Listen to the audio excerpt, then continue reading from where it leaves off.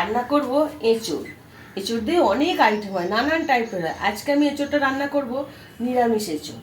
অনেকে এঁচোড় তো নিরামিষও হয়, সেই জন্য আজকে আমি এঁচোড়টা আগে কেটে নেব। এঁচোড়টা কীভাবে কাটবো দেখে নিই। অনেকেই বলছে যে দিদি কাটা দেখান না। আমি কিন্তু সব কিছু দাঁড়িয়ে কাটি, রান্নাও দাঁড়িয়ে করি, কাটাকুটিও দাঁড়িয়ে করি, শিলেও বাটি, সেটাও কিন্তু দাঁড়িয়ে। দেখুন শিলে আমার বটি একদম সেট করা রয়েছে। এই যে কাঠের একটা দাদা বানিয়ে দিয়েছেন এর সাথে সেট করার জন্য। এই যে বটিটা এখানে দিলাম, দিয়ে আমি এইভাবে এঁচোড়টা কেটে নেব। আমার কিন্তু কোনো অসুবিধা হয় না, আমি এইভাবেই কাটি। এঁচোড় কাটতে গেলে আগে নিতে হবে তেল আর নুন, নাহলে এঁচোড়ের আঠা লাগলে আর ছাড়বে না। একদম ভালো করে আমি তেলটা মেখে নিলাম, বটিটা তো একটু তেল মাখিয়ে নিলাম, নিয়ে আমি এঁচোড়টা কেটে নেব।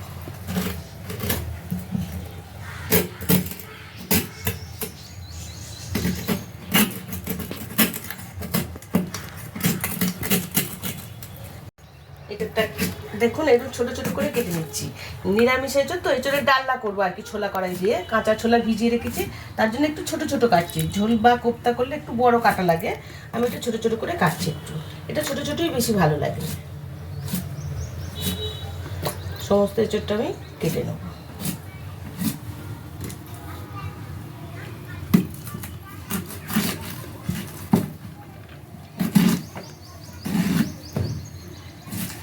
এর ভিতরের মাংসটা না ফেললে কিন্তু ভালো লাগে না।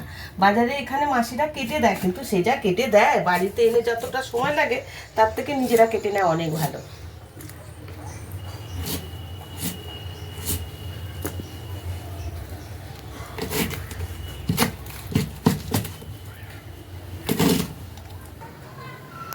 এঁচোড়টা কেটে নিয়েছি, সঙ্গে একটা ছোট আলুও কেটে নিয়েছি।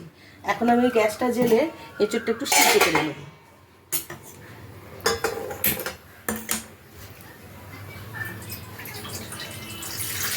জল দিয়ে দিলাম এক ঘুটি, এর মধ্যে দেবো একটু নুন, দিয়ে এঁচোড়টা আলুটা আমি একটু 3 ভাগের 1 ভাগ সিদ্ধ করে নেবো, পুরো সিদ্ধ করবো না কিন্তু।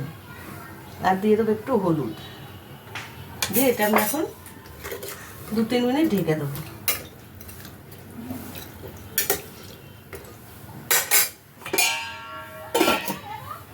এঁচোড় রান্না করতে লাগছে আমার, এঁচোড়টা যে রান্না করব নিরামিষ, তার জন্য ঘি আর গরম মশলা লাগবেই।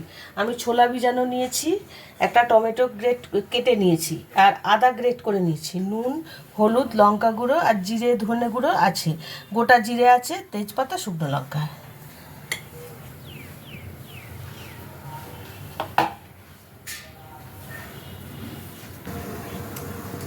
3-4 মিনিট হয়ে গেছে, এখন ঢাকাটা খুলে দেখি। প্রায় সিদ্ধ হয়ে গেছে, মানে আমার যতটা সিদ্ধ প্রয়োজন আর কি, একদম গলে যায়নি। হ্যাঁ ঠিক আছে, আমি তো আবার মশলা দিয়ে ঝোলে ফোটাবো, আর লাগবে না। এখন আমি এটা গ্যাসটা কমিয়ে দিয়ে আমি এটা ঢেলে নেব।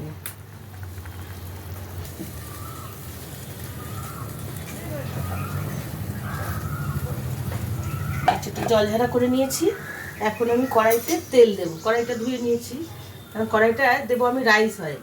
রাইস অয়েল দিয়ে এঁচোড়টা ভেজে নেব। রান্নাটা আমি সর্ষের তেল দিয়ে করব।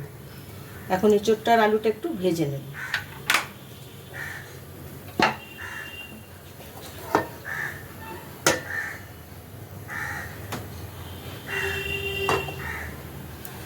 তেল গরম হয়ে গেছে, এখন আমি এঁচোড় আর আলু সিদ্ধ করে ভেজে নেব।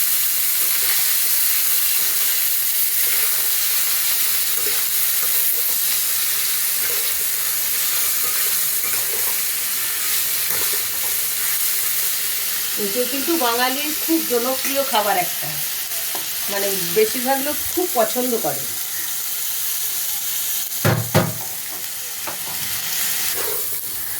মোটামুটি ভাজা হয়ে গেছে, আমি এখন গ্যাসটা কমিয়ে দিয়ে এটা ঢেলে নেব।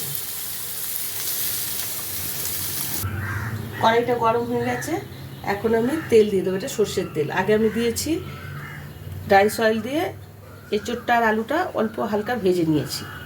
এখন আমি তেল দিয়ে দিলাম, এই তেলের মধ্যে দেবো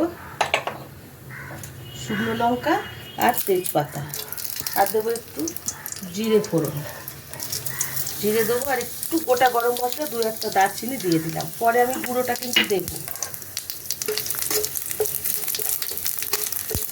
এখন দিয়ে দেবো এই টমেটো কুচানো,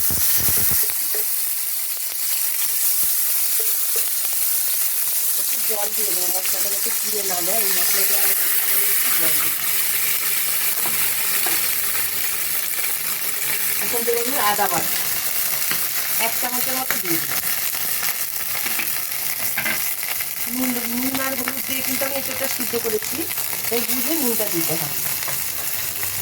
হলুদও তাই আমি 1 চামচ হলুদ দিয়ে দিই। লঙ্কা গুঁড়ো 1 চামচ দিলাম, নিরামিষ তরকারি তো খুব বেশি ঝাল না হলেই ভালো। আর 1 চামচ জিরে ধনে গুঁড়া মিশানো আছে, সেটা দিয়ে দিলাম। দিয়ে এটা ভালো করে নেড়ে চেড়ে মশলাটা আমি কষিয়ে নেব। মশলাটা দেখুন কষানো হয়ে গেছে, তেল ছেড়ে দিয়েছে মানেই মশলা কষানো হয়ে গেছে। এখন আমি একটুখানি চিনি দেব, ব্যালেন্সের জন্য একদম সামান্য একটু চিনি দিয়ে দিলাম।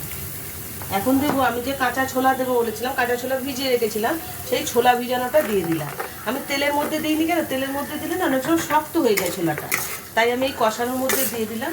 এখন এবার এই এঁচোড় আর আলু ভেজে রেখেছি, এটা এর মধ্যে দিয়ে দিলাম, দিয়ে ভালো করে দুটোটা আমি মিশিয়ে নেব।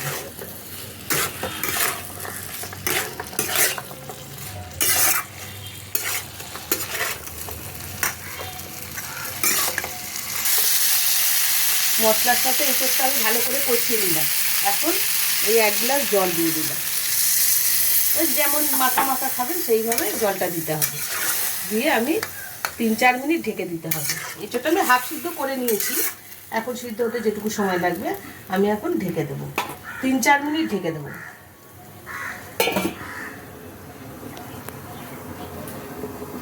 4-5 মিনিট হয়ে গেছে, এখন আমি খুলে দেখি। হ্যাঁ, দেখে মনে হচ্ছে হয়ে গেছে, তাও দেখি সিদ্ধ হয়েছে কিনা। হ্যাঁ, একদম সিদ্ধ হয়ে গেছে, রেডি হয়ে গেছে নিরামিষ এঁচোড়ের তরকারি। ছোলে এঁচোড়ও বলা যায় এটা। আমি এখন দেবো এর মধ্যে 1 চামচ ঘি দেবো, 1 চামচ ঘি দিয়ে দিলাম। আর দেবো একটু গরম মশলা গুঁড়ো। আমি গরম মশলা ফোড়নে দিয়েছিলাম অল্প একটু, এখন এই গুঁড়ো ওপর দিয়ে একটু ছড়িয়ে দেবো। নিরামিষ তরকারিতে একটু ঘি গরম মশলা না হলে ঠিক ভালো লাগে না।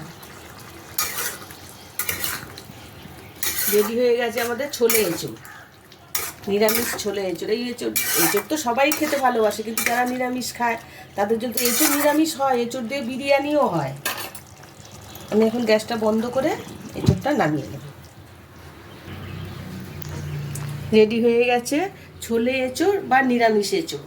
এঁচোড় খেতে সবাই ভালোবাসে যারা নিরামিষভোজী, এইভাবে করে দেখবেন, খেতে খুব টেস্ট হবে। ভাত দিয়ে, রুটি দিয়ে, পরোটা দিয়ে সব কিছুর সাথেই যাবে এঁচোড়।